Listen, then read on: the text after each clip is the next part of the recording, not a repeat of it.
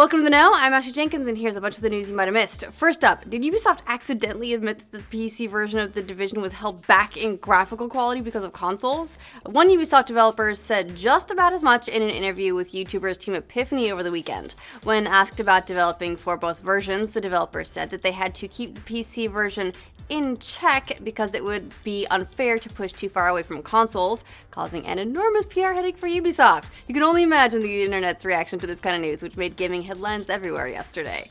Has the Master Race's fear of dumbed-down PC versions finally been validated? Well, not necessarily. Anyway, Ubisoft has since stepped in with an official statement clarifying that the game has not been dumbed down on PC to keep up with consoles, and that the employee simply misspoke. This matches with everything we've seen from the PC version so far. The game looks amazing on PC and will have a ton of settings to improve visual fidelity. This even extends to the console versions, which have PC-like graphical settings to help improve the frame rate. Really, if the poor performance of the other recent Ubisoft console games is any indication, it's actually the console versions that need dumbing down to keep up with, well, themselves, I guess? 30 FPS Master Console Race. Said no one ever. What's worse than possibly admitting that you dumbed down a PC release? Well, if you're a guitar museum, it's when Kurt Russell thinks your priceless 19th century guitar is a prop you can destroy on the set of The Hateful Eight. Apparently, the guitar that the actor smashes in one scene of the movie, guitar spoilers for anyone who cares, wasn't actually a prop but a museum piece, and the museum is mega pissed off about it. The 1870s six-string guitar was an irreplaceable artifact on loan from the Martin Guitar Museum, which has now vowed never to let anybody borrow a guitar again. And what really sucks about all this, the guitar was only insured for the price it was purchased for, not its actual value. Somewhere a violin is playing very, very softly for you guys. Just make sure that Kurt Russell doesn't get his hands on it. You'd have to go back even further than the Hateful Eight's time period to find the last time somebody was killed by a meteorite, which may have actually happened this past weekend in India. In what would seem to be extremely impossible odds, a bus driver on a college campus was reportedly struck by a falling meteorite that left a crater 4 feet deep near the Bharat that is on Engineering College's cafeteria on Saturday. I'm using all this ambivalent lingo because even though local authorities insist this was in fact the result of a falling meteorite, other astrophysicists insist it's highly unlikely that it happened at all, because that's totally freaking crazy. The incident, if true, would mark the first time in modern history that a person was killed by a meteorite. Whatever it was, the impact was loud enough to be heard up to 2 miles away and shattered enough windows nearby for authorities to send students home until Wednesday. Is this how alien invasions start? It's not like the movies, but it could happen. Could gamers make the first contact with a Titanfall sequel in the near future? In a recent interview with Forbes, Titanfall 2 lead writer Jesse Stern indicated that we'll see the game as early as the end of 2016 or early 2017. But hey, maybe we can get excited this time, guys. Stern also mentioned that Titanfall 2 will have an actual single-player campaign this time around. Seems like maybe they learned from the first one. And not only that, but a TV spin-off is also in the works for the franchise. How sad is the current state of shooter campaigns that it's actually newsworthy for someone to be putting one in their game? From the sound of it, Titanfall 2 will also be wall running its way to all platforms this time around, as opposed to being an Xbox exclusive, and maybe it'll do a better job of holding on to that player base too. Hey. Have we finally reached the end of Moore's Law? That's the case according to Intel, who says new chips will now focus on energy consumption over raw speed. This effectively closes the time period predicted by Intel founder George E. Moore back in 1965, when he postulated that the processing speeds of computers would double every 2 years. Back when he made the prediction, he said this would one day make wonders like personal computers and portable communication devices possible. This was in 1965. So, why do processor manufacturers want to cut back on power consumption? That famous inevitable Internet of Things, which continues to grow at an astonishing rate. By 2020, it's predicted that each home will have up to 50 things connected to the internet, up from today's 6 or so, as more devices, pets, lingerie, or whatever else start hopping on your network.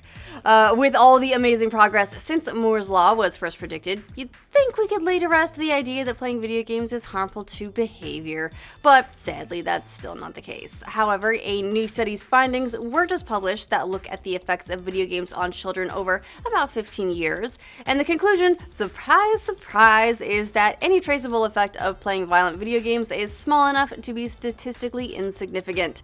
There were no meaningful links found between game use and conduct disorder or depression. In fact, the study argues that it's time to finally move away from studies trying to prove that general video game use is harmful, focusing instead on the content in specific games.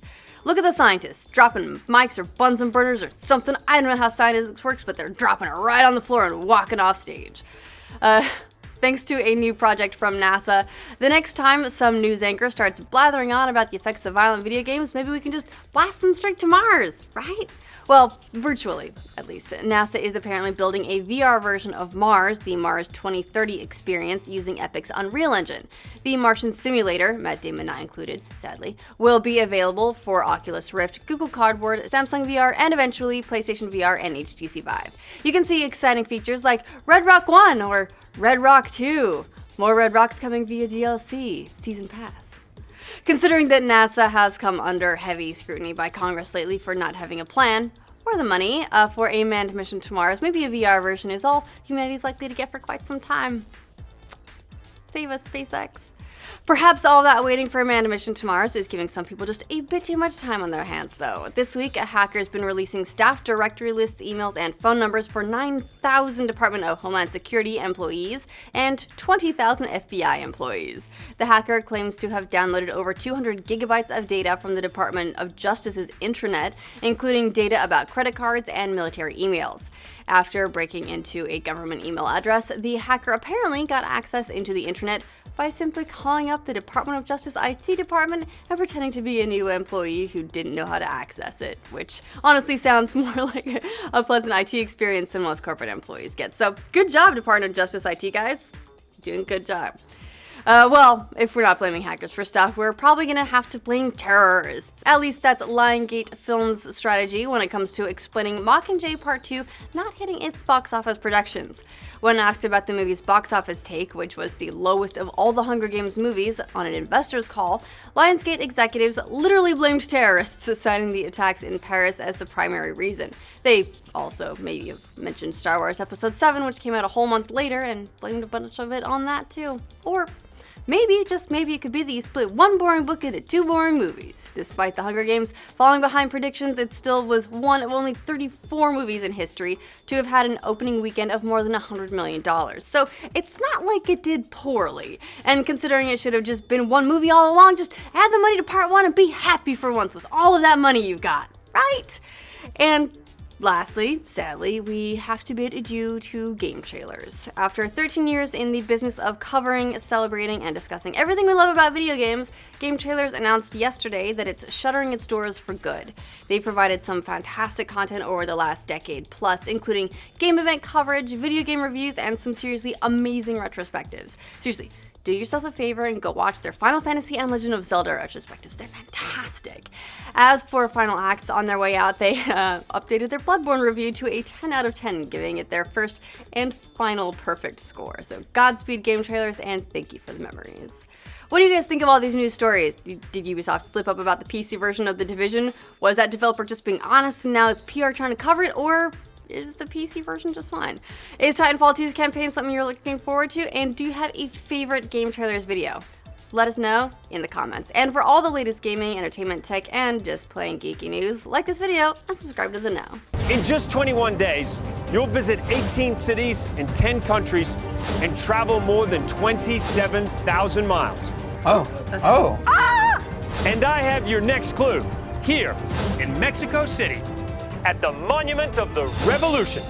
Monument of the Revolution. We're going to Mexico City. We couldn't even find our way back home last night.